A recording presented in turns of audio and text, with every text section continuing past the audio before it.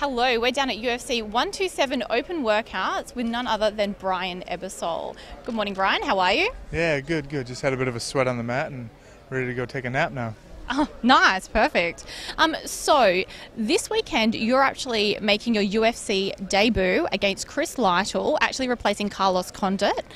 When did you first find out about this fight? About 10 days ago. I signed a contract on a Friday and I was on a plane on Sunday to head to Melbourne for training camp. Wow. Okay. So with such late notice, does this have an impact on your preparation?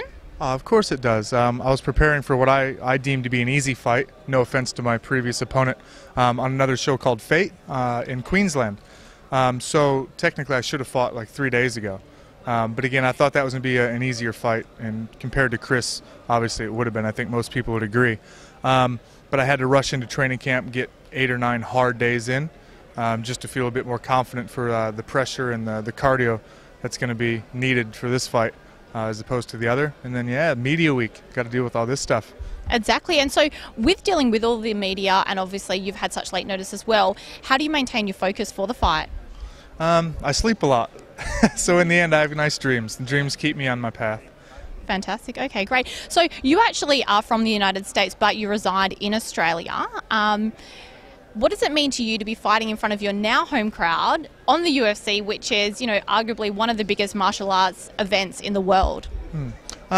It's nice. I mean, obviously I've been fighting here in Australia for a while, and even when I was living in California, fighting in the US, my family, my friends usually couldn't get to the show or, you know, see it on TV. There was no such thing.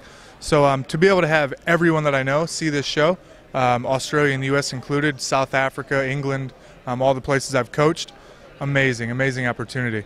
And you know, obviously, like I said, I make a living here in Australia, so that little bit of excitement, that little bit of buzz, being on Australian soil for my UFC debut, very helpful. Definitely. Well, I know it's very exciting for us all.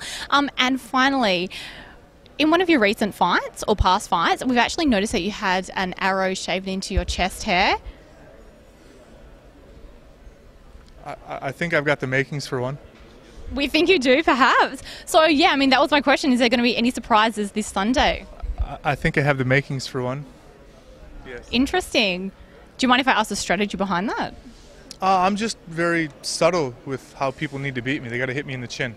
The first time I did it, I left a goatee as well, and it was a kickboxer from Thailand, so I just kind of gave him that little bit of a clue. And then I fought Hector Lombard, and he's a bit of a beast, so I was a bit more subtle with that clue. I actually shaved out the arrow, so the outside was the dark bit, the middle was the light bit.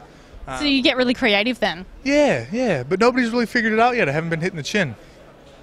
Well, that's interesting because I actually noticed with that one fight, I think you actually took your opponent down. So I thought that was kind of like, look up here, but deferring away from what you might actually do.